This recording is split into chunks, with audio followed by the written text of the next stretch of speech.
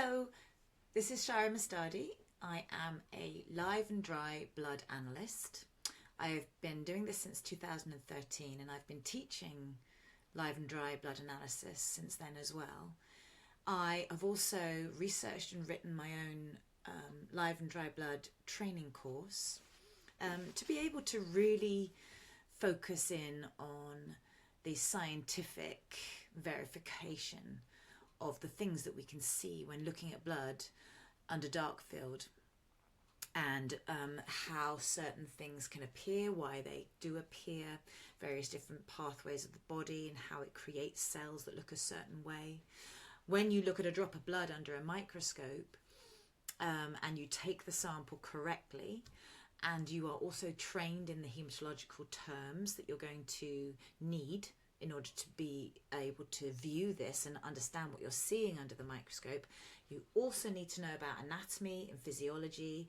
You need to understand how blood is created, what goes into creating it, what are the pathways that blood cell then goes on throughout its life cycle through the body from its creation. Also, what sort of nutrients and resources are needed by the body in order to create those blood cells, the red ones and the white blood cells, and all the other things that are in the plasma. What are they?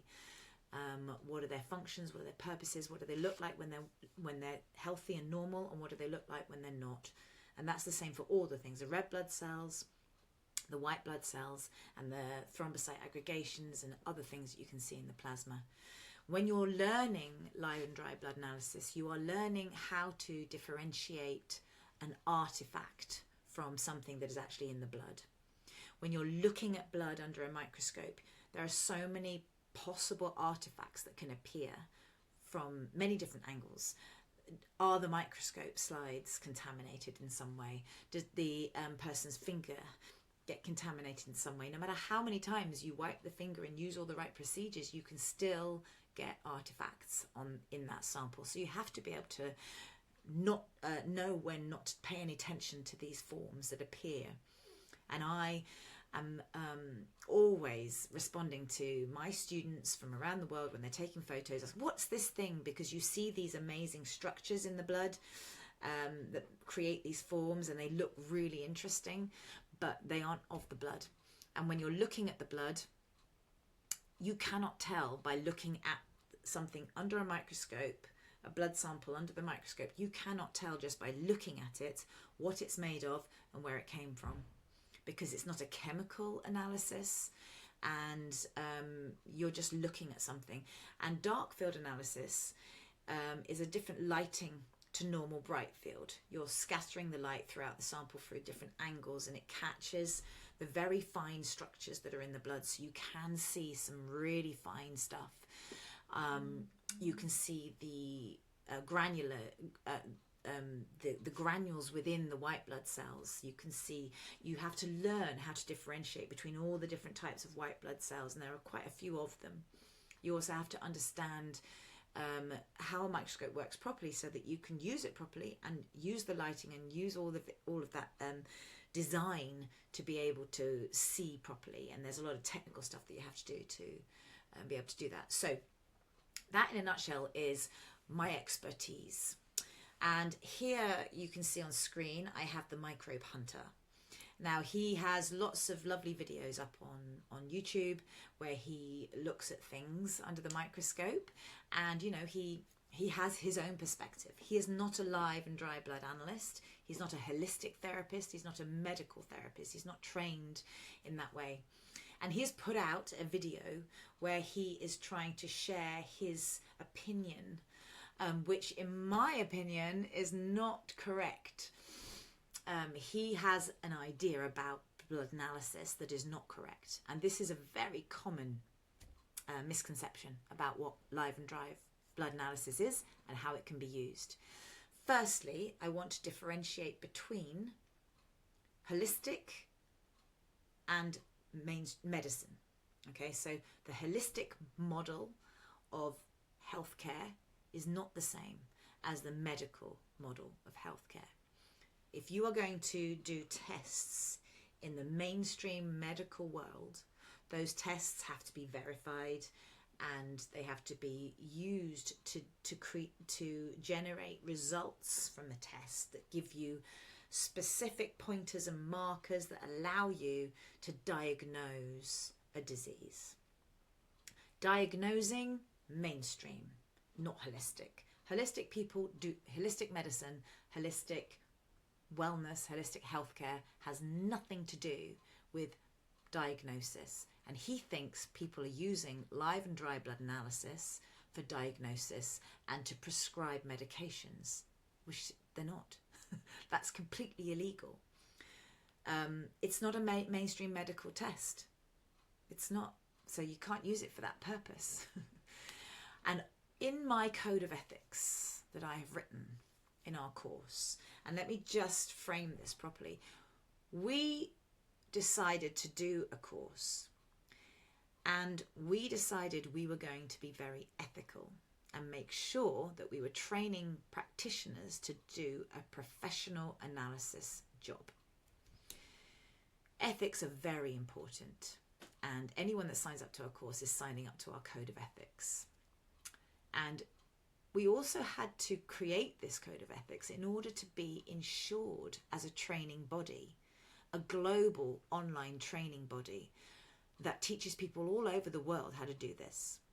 We are only allowed to train people that have a qualification as a practitioner, and one that is suitable for this job. So you can't be, a nail technician or a beauty therapist and train with us. You have to have anatomy and physiology training. You have to understand nutrition. You have to have a nutrition aspect of your course. You have to have a certificate of qualification that allows you to give people professional advice as to how to change their diet, their lifestyle, or have treatments in some way. So therefore, we screen all our applicants and make sure that they do meet those requirements. LDBA, live and dry blood analysis, is an add-on training tool for practitioners in order to glean more information. And absolutely, you can gain a lot of information from the blood. I do. I've been doing it for 13 years, and many practitioners who are great at live and dry blood analysis do the same. You don't do any diagnosis. I have written many letters for my patients, my clients, to take to their doctors, because I see things in the blood that I know are indicating something that needs further research and needs a doctor to look at.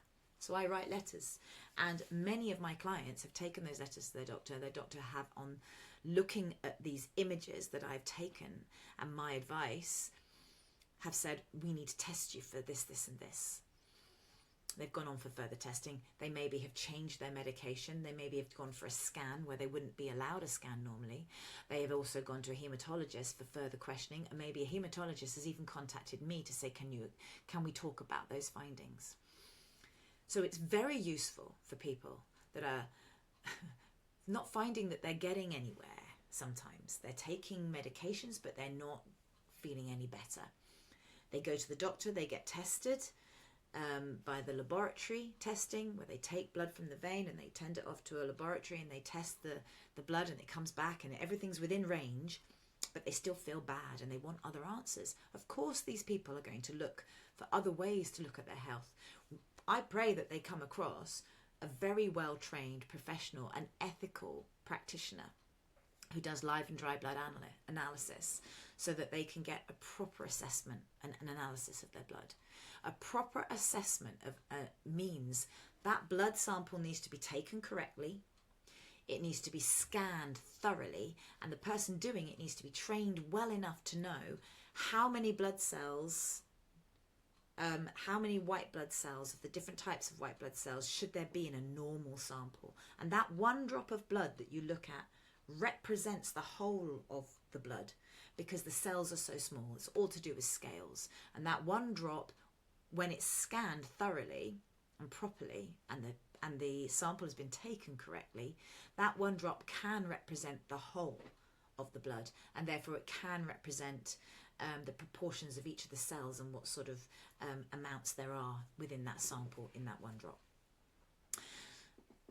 Microbe Hunter has a very different view, and he is incorrect in his view as far as I'm concerned.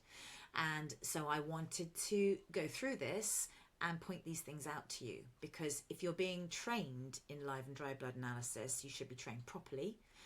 I know I cover all these things in my course. I know that we have been insured by an insurance company because they have checked our syllabus, they have checked our ethics, they have checked how long we take to train people, they have checked how we mark our students in order to verify their competency in live and dry blood analysis. And they work hard, and I work hard at doing one-to-one mentorship with our students to get them to the right level to pass our course. And I know they're doing a great job worldwide. So I have complete faith in my course. I can't say the same for all the other courses, because I don't think many of them jump through the same hoops in terms of codes of ethics, screening all applicants, and having insurance provider actually covering them as a training school to teach this. Because when you go to an insurance provider to get that sort of insurance, they go through your course with a fine-tooth comb to make sure you're doing the right things, and we've done that. So we've jumped through lots of hoops. So I'm very proud of our course, and I'm very proud of what we teach our students. So I take this guy with the amount of people that look at his stuff and listen to what he has to say. I think it's time that I put my opinion out there too. So here we go. Microbe Hunter here, and this video today actually I don't really like to make, but I have to make it because I want to unload my heart and my soul, because I do feel a little bit unhappy about a certain topic, and I simply have to share it with you. Well, basically what's going on? Well, I'm receiving every now and then some emails where people ask me about advice of buying a microscope. No problem with that in general, but they want to buy the microscope because they want to do something called live blood analysis. We have our own recommendations for microscopes for doing live blood analysis. And what we recommend, we've tried ourselves. We know that the blood is a very thin, fine fluid, and bright field doesn't show up much. You need a really good lighting. You need a really good microscope in order to see everything that you can see under a microscope with looking at blood. I would also say, so anyone that comes to our college and comes to our website will be helped in buying a microscope. You don't need to go to Microbe Hunter, but there are a lot of people out there that want to do their own analysis, and they may not have access to our course because they aren't trained as a practitioner.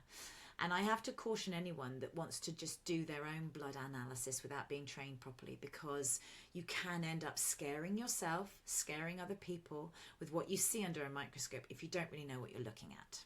So I would go to an expert in the field in live blood analysis rather than someone who's an expert in microscopy, because there are lots of microscopes out there that say that they're suitable for live blood analysis, but they don't have a strong enough light.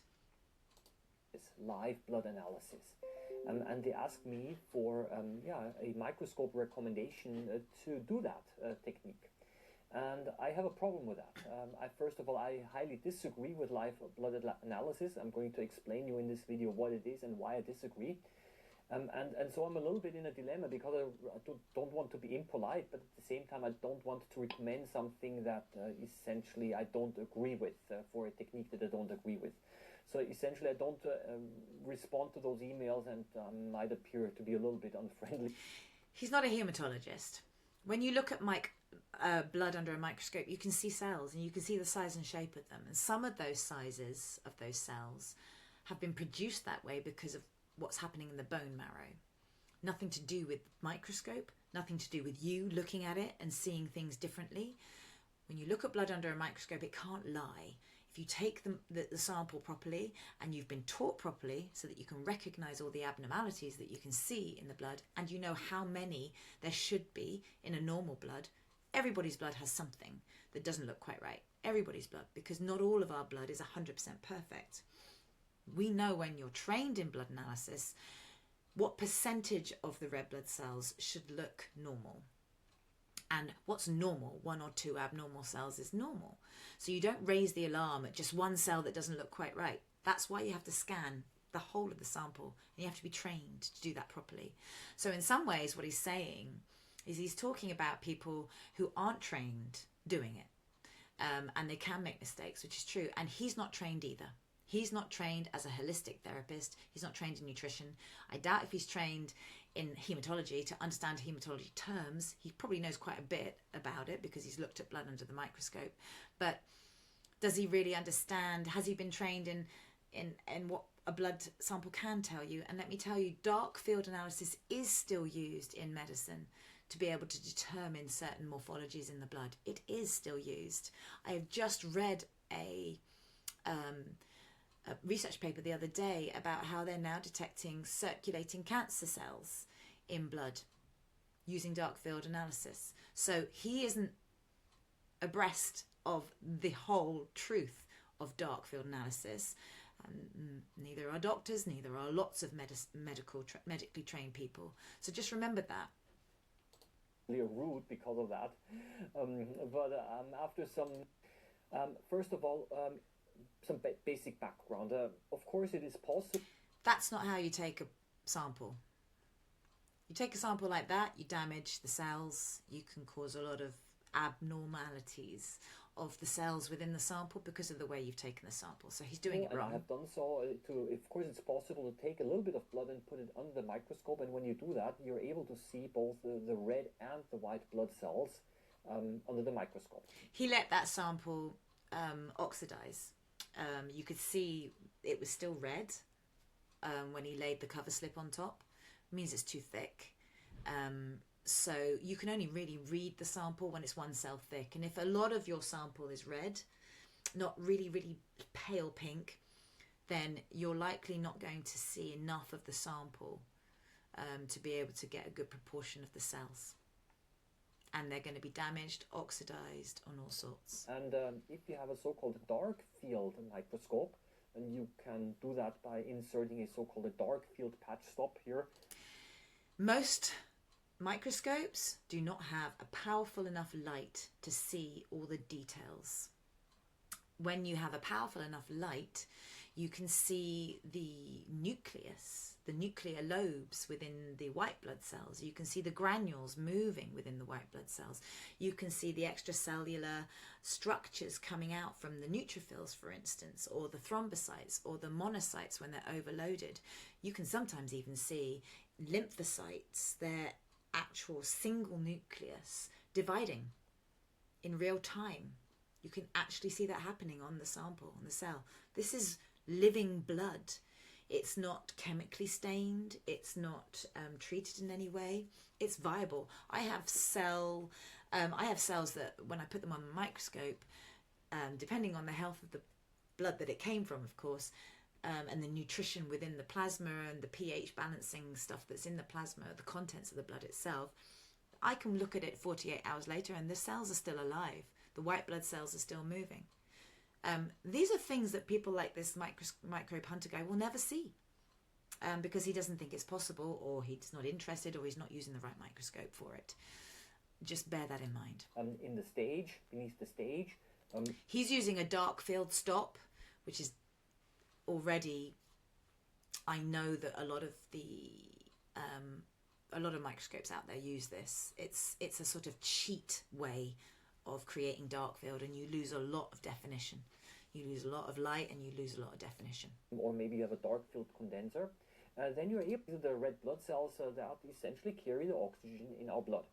I can see straight away from his thing that he's not got enough light to be able to see the details in the white blood cells or the thrombocytes or the fibrin that will form in the plasma and the finer structures. I highly recommend that if you have a dark field filter, to simply try it out yourself, and then you can look at your own blood under the microscope. You can also see how thick his sample is because you've got cells overlapping. I have the following problem.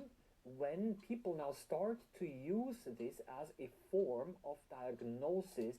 Never use live blood analysis for diagnosis.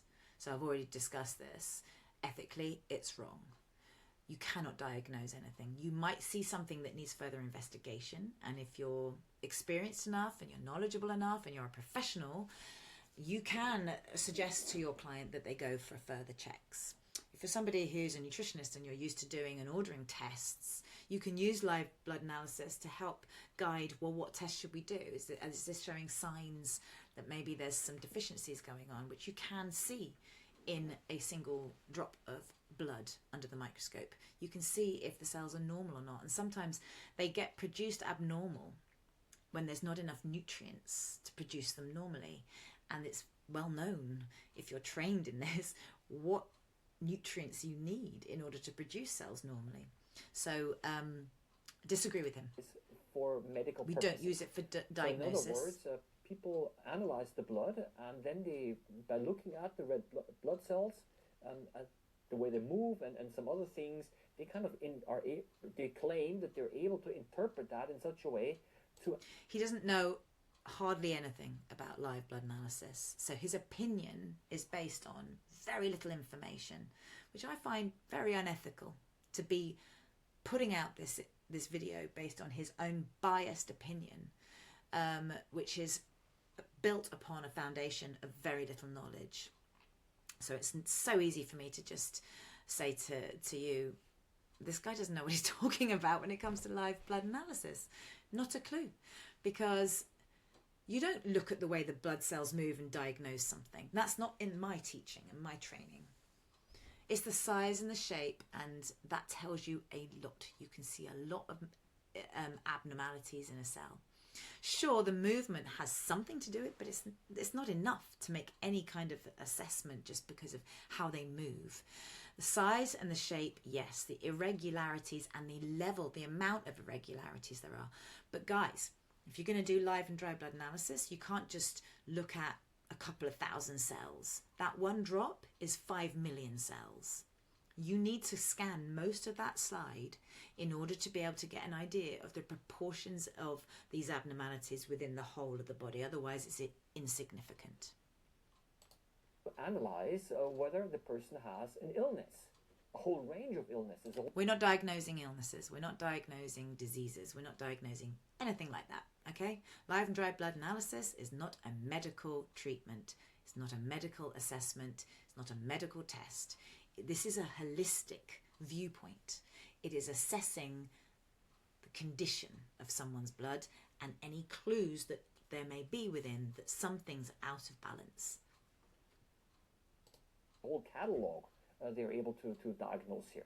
And then based on that, they're able to give then recommendations of medication or dietary. How can a holistic practitioner prescribe medication? We do not prescribe medication. Supplements, maybe. Diet, maybe, yeah. And we'll be trained. So remember what I said, we only train practitioners who are already qualified as nutritionists. These people have gone through a lot of training and have been given a certificate to say they're competent, and they can give people prescriptions for diet and nutrition. And that can include supplements, it can include herbs. We have a whole range of people on our courses. We actually have loads of doctors. We accept doctors just because they are medical. But we do say to doctors, you might need to learn more about nutrition, and they accept that they do not know enough about nutrition. And most of the doctors that come to us to train because they are frustrated with their patients that come to them who don't seem to be improving despite medication, and they wish to help them further, and they're looking to become functional medical practitioners or integrative functional medical practitioners who use diet and nutrition alongside their medical training. So we have a lot of doctors that do that on our course. Supplements, and they sell it to them, right? And for example, I've seen them. I have to say I agree with him about using live and dry blood analysis to sell supplements. It's unethical. And there are plenty of people out there doing it. There are lots of people that apply to our course who don't have the qualifications, but they just want to be able to do it. And we don't let them, because this is the biggest way of catching people that seem to want to use it to sell supplements, because it's very easy when people come for live and dry blood analysis. they're so keen to see their blood, and they want, tell me what's wrong, tell me what's wrong, what do I need, what do I need? And it's very easy for someone to just go, oh yeah, look, this and this and this, you need B12, you need this, you need that, I'm going to write you a prescription. And you have to buy them from this link here, and it's my affiliate link, and I'm going to get X amount of percentage from it, or it's a multi-level marketing product, and this has been shown to cure you, and etc. etc. Shouldn't be using it. I have nothing.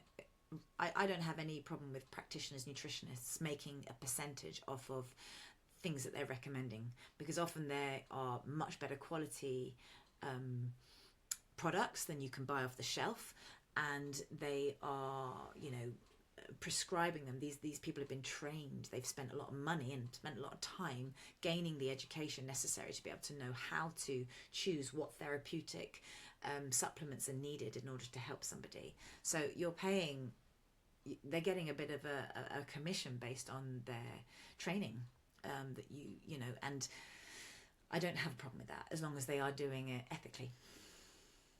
Some YouTube videos of people who have been doing that, some practitioners, and they put the drop of the blood of a patient under the microscope, and then they explained, oh look, I see way too many white blood cells, all of them white blood cells, you have some kind of inflammation somewhere, that's why there's so many white blood cells. So we got to check what's your problem. You certainly can see if there are too many white blood cells, but there are lots of different types of white blood cells, so you have to differentiate between what types they are. So that has to be done carefully. I teach people in our course how to do that. We also talk about how you then decide whether it's too much or too little. And we teach you how to create a score so that you are, being very ethical, you're being very thorough, and you're counting up the cells to be able to work it out. Because what is too many and what's too few? That you only learn through experience, and when you go on a course you're taught this through the manual and through the lectures, but you're also taught it when you're doing your case studies at the end, and we want you to do 3 case studies, and that's where you submit your images from your clients or your case studies that you've seen. You've taken photos of the blood, you put them into the case study, you make your interpretation, you tell me what you think you're seeing, and I assess it. And I assess it using video feedback like this, where we look at your images and I give you more feedback and I give you more information, and I point out things that maybe you've missed, or I explain a bit more about something that you've picked up but hasn't scored it properly. Maybe you scored it too high or scored it too low. I help tutor you and mentor you through each case study, and you can resubmit and resubmit and resubmit until you get it right, and by the time you've done your 3rd one you are a ready to go, competent, confident blood analyst, and you won't be making any mistakes. I'm looking at this and saying, these are not white blood cells, these are air bubbles. It's very easy to tell the difference between a white blood cell and an air bubble. Anyone that does our course, trained professionally, knows exactly the difference between the two. They don't look at all alike. So what I'm going to do, if I can, I'm not sure I can actually. I've got some issue. Ooh. Anyway, you can quite easily tell the difference between white blood cells and bubbles. They look completely different. I mean, white blood cells have a nucleus and they move as well. A lot of them move. A bubble looks completely different. So I don't know what he's saying. There are a lot of people online on YouTube saying, oh wow, look what I've seen, and probably pointing out the wrong things. They're not trained properly, don't have as much experience. I've got 14. Yeah, I've got quite a lot of experience. I've got over a decade of experience in this. So I've seen blood a lot, and because hundreds and hundreds and hundreds of people's blood, and because I've been training live blood, I've been training practitioners since 2011. I've seen a lot of blood from them, and I've been teaching them the difference between the two. I've researched and wrote my own course, so of course I know the difference between white blood cells and blood. So he's really commenting there on people that do not know what they're doing. That's not the same as somebody that does know what they're doing. He's got that wrong. Okay. These are other, way too large. There's some kind of other debris, or clusters of red blood cells maybe. But these are not white blood cells. Yeah? Um, I wish he would put up pictures to show you, because he's actually just anecdotal. This is just anecdotal evidence. He's not actually showing you images so that you can see what he means.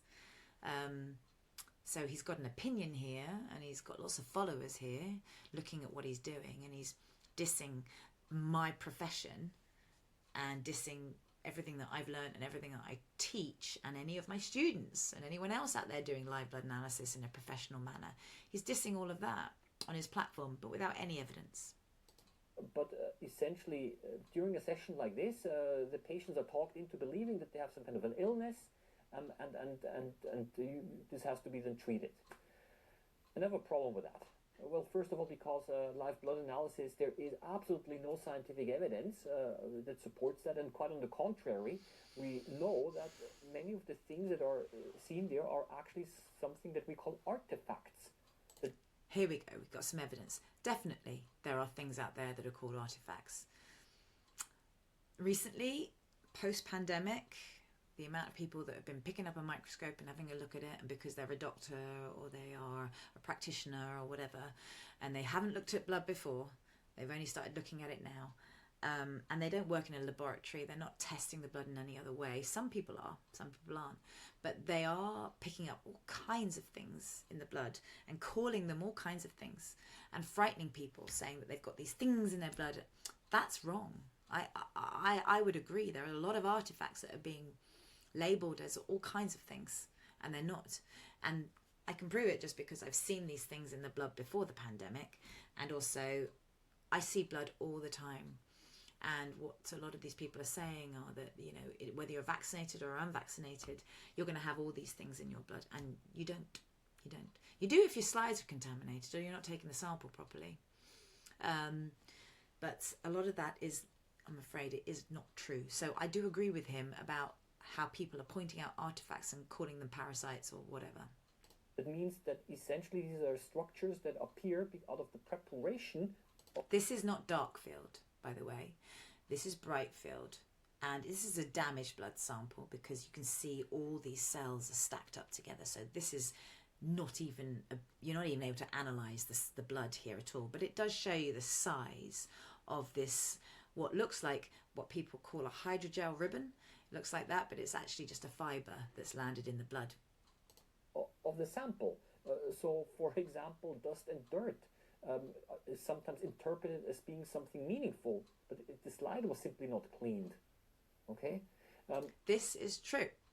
Or things are interpreted as being bacteria, and they're moving bacteria. No, but this is some kind of cell fragments that are moving because of Brownian motion. These are not bacteria. That's not untrue either. Brownian motion does happen, but bacteria are quite large, and you would be able to tell if it's a bacterial form because they are rod forms and they're very obvious. But so yes, it's not traditionally what people would call bacteria.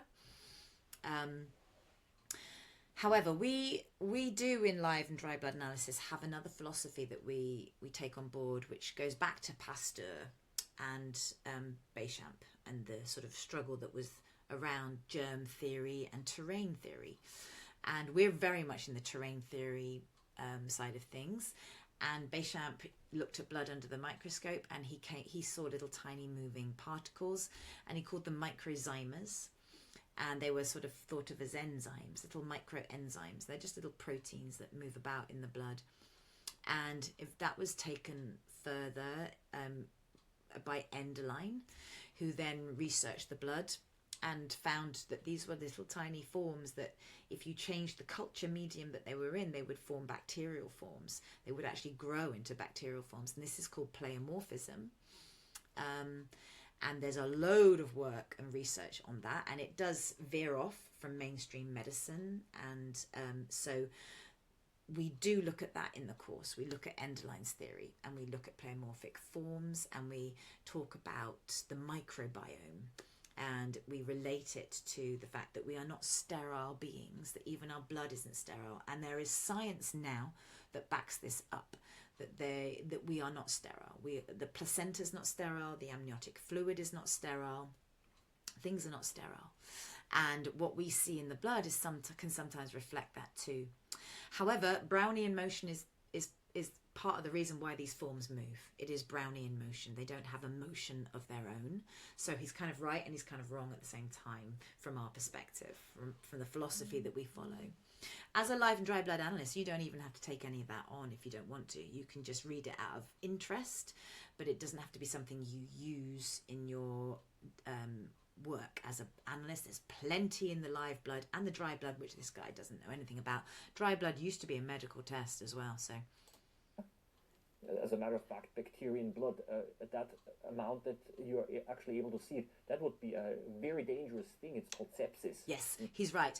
True bacterial forms, like the actual advanced bacterial forms that we can look under a microscope and identify, because bacteria at the lower forms all look the same, but when they grow a bit more of a body and they become a bit more advanced, you have to culture them, and you have to sort of detect them in other ways using chemicals and stuff like that. But yes, a true bacterial form that's floating around in the blood, it would look much, much bigger than a red blood cell, and it would be sepsis. There are other things you can see in the blood, like parasites. So you can see malaria, and you can see Lyme, you can see syphilis, you can see all these different things. But again, they are developed forms. That's not what we're talking about when we talk about pleomorphism. But you can see those in the blood. Very rare, because they don't like living in the blood for very long, especially Lyme. They use the blood for traveling, but they actually grow in the tissues. I mean, yeah, you have to go into immediate treatment. Yeah. So what I've done is the following. I've done a little bit of research. I've got a couple of points here. What those proponents of live blood analysis claim. For example, acid in blood. When you put blood under the microscope and then when you wait a little bit, then sometimes you can see that the red blood cells start to stack up like a disc. The individual discs, they start to stack up like coins. This is called rouleau formation, and this is a natural process that happens every time when blood starts to dry up a little bit and the cells start to stick together. And then essentially, what they're saying is, that's a sign of acid. Right. If you take the blood sample properly, it's very rare that you will see true rouleau. Someone would have to be incredibly poorly if you took the blood sample correctly and mounted it correctly and you saw rouleau everywhere. I advise my clients, take that sample off, take another sample, or check the second sample, because that's not correct. A person would hardly be able to walk if their blood really looked that bad. So that is not something that would be, we would immediately flag it up as being an incorrect sample. Okay. So rouleau itself, I don't know what's happened. Something's happened. Why did it do that? Here we go. Rouleau itself will form sometimes it won't. Very much depends on the condition of the person's blood, because rouleau forms when the charges on the membrane no longer repel the other cell and they actually come together like a magnet, and then they stack together like that. And you can find parts of every sample with rouleau, and it's usually the edges where it's been oxidized. So you don't read those. You don't read those parts of the sample. As far as acidity goes, that's a huge topic, and we go into great detail in our course about the pH and what our body does to regulate pH. When you look at, and we also go into great detail in the course about how you detect issues with someone's pH levels, whether they're able to regulate their pH properly, and what are the signs which you can see in the blood. So I disagree with him about that, but it's not necessarily related to the rouleau. Blood, and another people are saying, well, that's a sign of a weak pancreas, whatever that means, to have a weak pancreas. Huh? But then they're recommending. Okay, he's really conflated. I don't really want to go on much further because I think he's just going to end up being very frustrating. But he's really conflating so much misinformation, and none of it really has any. He's not really citing any evidence and putting it in any context. He's just plucking things that he disagrees with and then is talking about it this way. I don't think he's meaning to demean live blood analysis. He's not got any agenda. I think this is just his own biased opinion. Some kind of treatment for this. Simply leftover glass pieces from the manufacturing process That can the happen. glass slide, it simply hasn't been cleaned properly. Yeah, that can happen. But We this has always buy absolutely no cleaned medical slides, meaning at all. pre-washed slides. Yeah. So why are they interpreting uric acid crystals or cholesterol plaques? You absolutely can see uric acid crystals in blood and cholesterol, and if you go and Google the science research on those things, seeing those things in blood using dark field microscopy, you will see the evidence of it. It exists, it's there, it's one of the ways in which they detect these things in blood. So he's wrong, he just doesn't know. I mean, they've done studies that you're not even able to see that. That's not true. As being parasites. Yeah, and there's some, it doesn't make sense. It doesn't make sense that they're moving around in Brownian motion and saying, I need a bacteria. No, these are not bacteria. And if bacteria were present, I mean, then I would never, well, listen, I'm not even going to go there. it would be a problem, a general problem. Then you would already know that you have a problem because you wouldn't feel healthy. I mean, I don't know. You wouldn't be even sitting there anymore. This is what I said. If people had blood like that, they wouldn't even be walking. I don't know if it's something for laughing or crying. When red blood cells, when they start to dry up, then the cell contents shrinks, and then some of the red blood cells start to become spiky. And what they're now saying is that basically those spikes... We have an optimum window of time when you've mounted a sample to analyse certain things. After that, we know the blood cells have aged, so we don't analyse them anymore. But we analyse the ageing process because the ageing process is influenced by what is in the plasma. And what is in the plasma is influenced by what is going on inside the health and in the rest of the body that's come from the organs, the kidneys, the liver, the lymph, all kinds of different chemicals and things that are put into the plasma. The plasma consists of the nourishing part of the liquid, the extracellular liquid that will flow out of the circulatory system and into the rest of the body to feed cells with nutrition. That's the plasma's job. That's why when you digest food, it goes straight into the plasma and it goes circulating around the body and diffuses out into all the areas and then gets taken in by all the cells that have receptors for those particular nutrients. That's how our cells live. But the cells also produce wastes, and those wastes get expelled from the cells into the plasma, and then that plasma will then go back into the blood circulation to be cleansed out of the body. So all the toxins and all the toxic waste products that the cells produce and the organs produce in their everyday life will go back into the plasma, and then that circulates through the blood, through the liver, through the kidneys, and gets eliminated out through the bile, out through the bowels, or it comes out through the breath. You can breathe out toxins or you can sweat out toxins. So there's many different routes of elimination, but it's the plasma that kind of has that role of cleansing the cells. So when you take a drop of blood and you put it under the microscope, you are trapping that blood in there, and it's not being managed or monitored or balanced by the body. Every 3 minutes, the whole of your blood circulation, a whole of volume of your blood will circulate through your liver and get checked for microbes, for toxins, for pH and everything else. Signals get sent out, old cells get removed, they get recycled. You know, the body is always managing it so that the blood is in optimum condition, which is why when we take a drop of blood and things are out of whack, you have to listen to it. The blood is like the canary in the coal mine. You're producing 2 million cells every second, and you're culling 2 million cells every second. That's how much blood you have, how many cells you have, and how often it flows through the liver in order to be regulated. The blood is the most highly regulated fluid. It's a tissue fluid of the body, and it will take off a lot of unwanted cells unless something's wrong. And often when you see a lot of abnormal cells in the blood, it's because you know the liver's not functioning as well as it could. Something's not working as well as it could because it's leaving too much debris in the blood, too many damaged cells in the blood. The cells are not the right size or shape, and there's too many of them. That's something going on in the bone marrow. That's something going on elsewhere.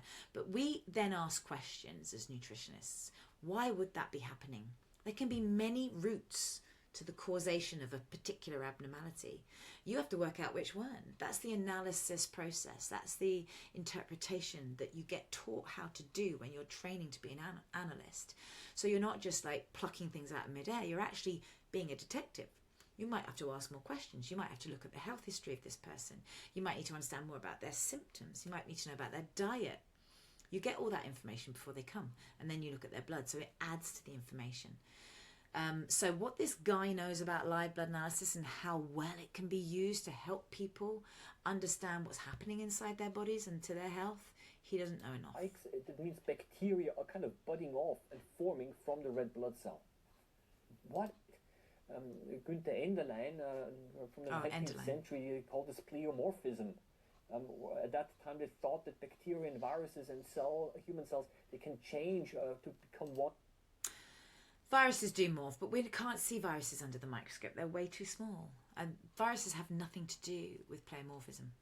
One can change and become another form. It's totally wrong. It violates all biological laws.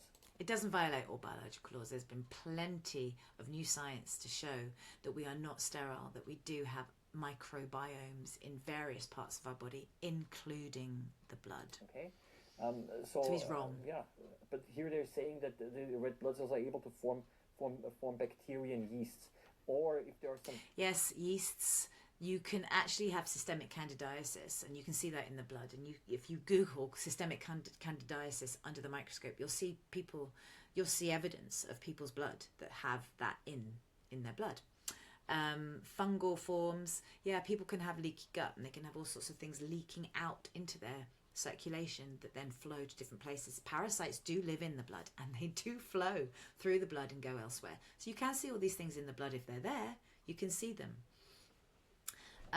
As cells age on the microscope, that becomes a more of a sort of culture that will grow forms if they're there, if the seeds of those forms are there, and they can be inside cells. Syphilis, for instance, lives inside red blood cells. So yeah, and I've seen syphilis under the microscope with a couple of clients. So I don't think this guy really understands it. I think he's got quite a biased view and quite a black and white view, and he's very against it for his own biased reasons. Bright spots in a red blood cell.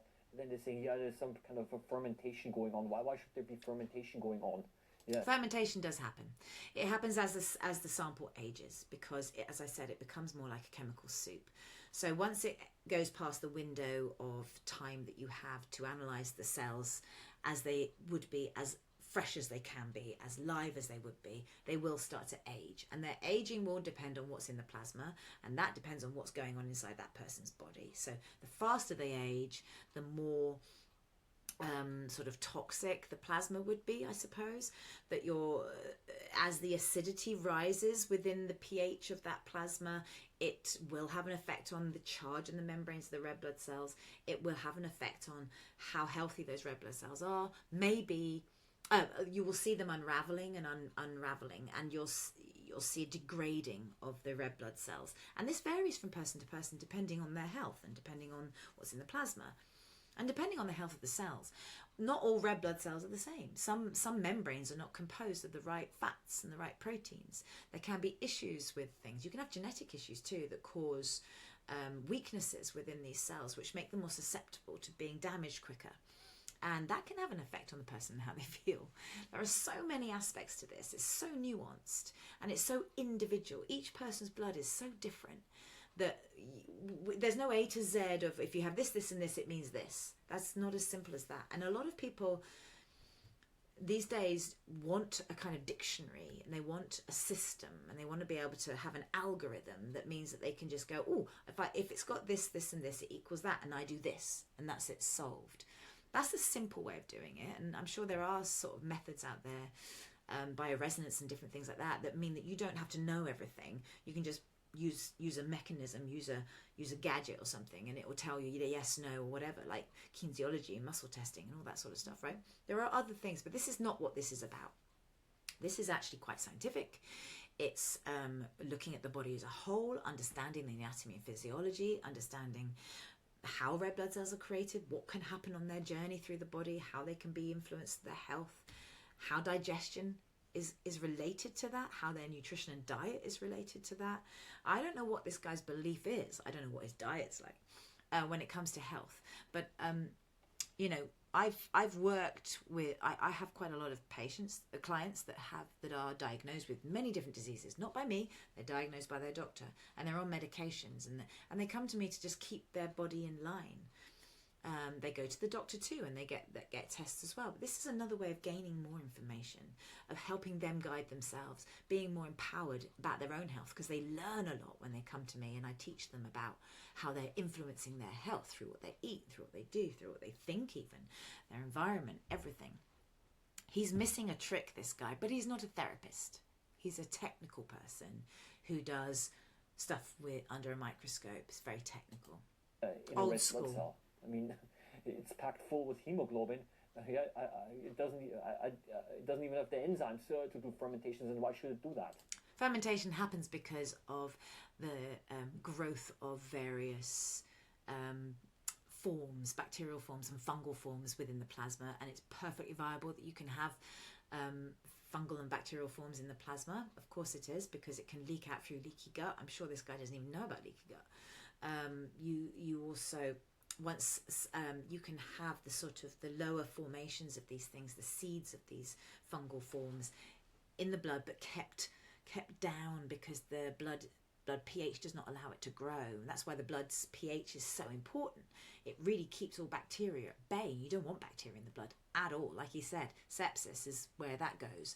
So the blood is always monitored and always cleansed and always kept at a certain pH, just to make sure nothing, even if there's little DNA packets floating around from fungus or bacteria, they can't do anything. They're kept down. But once you've got that sample on the slide for a bit and it starts to age, that changes, because the nutrients in the plasma and the pH in the plasma can start to feed those things. The blood cells' pH changes. That creates a different environment that allows certain bacterial forms to grow.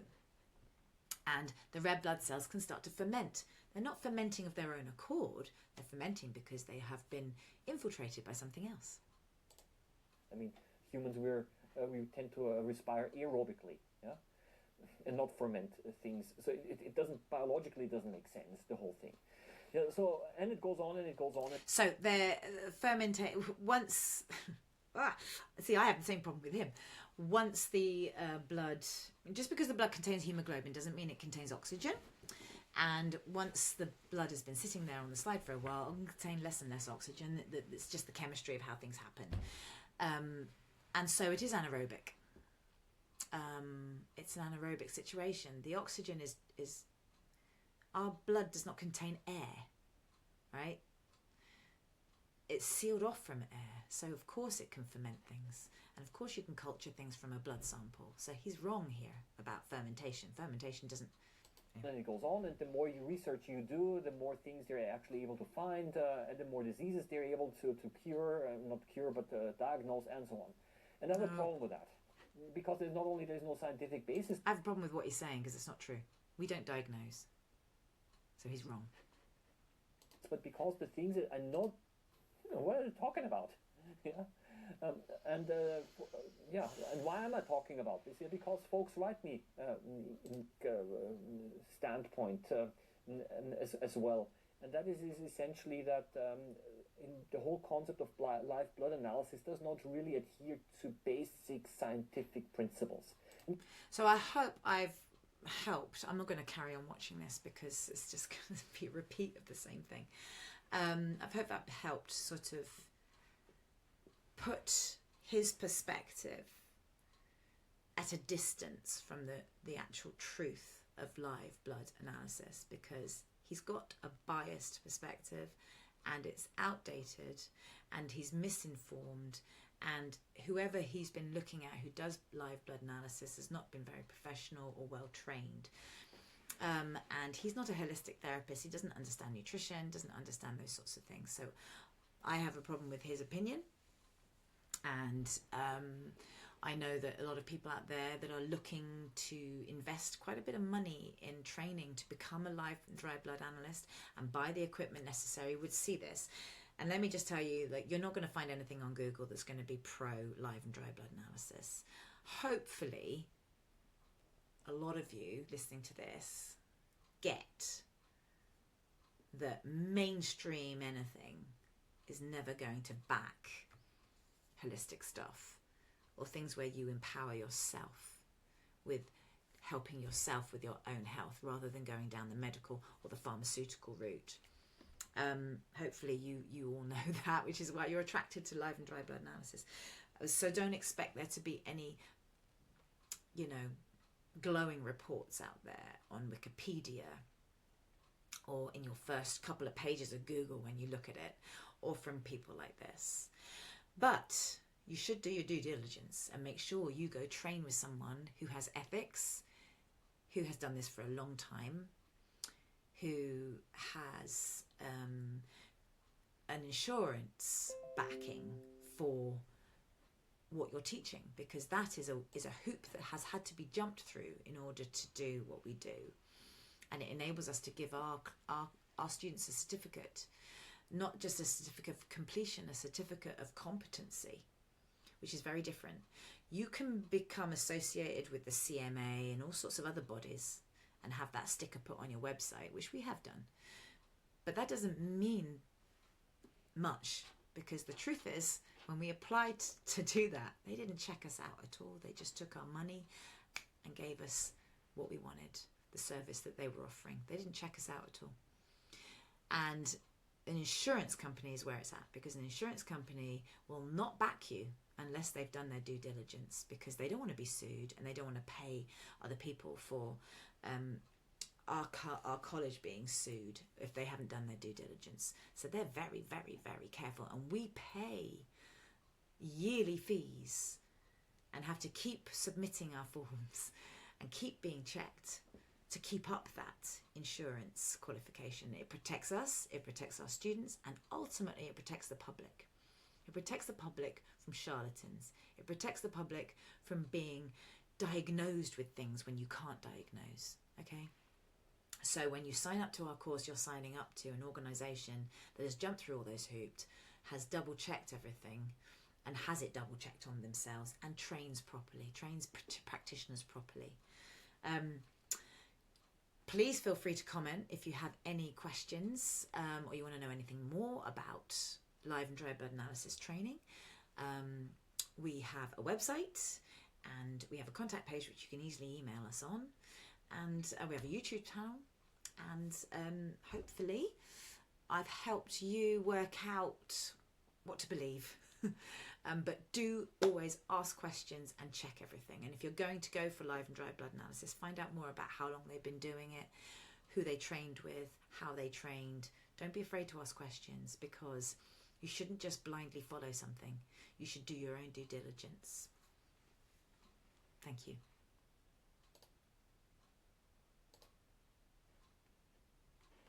I'm going to try and end this now. Thank you.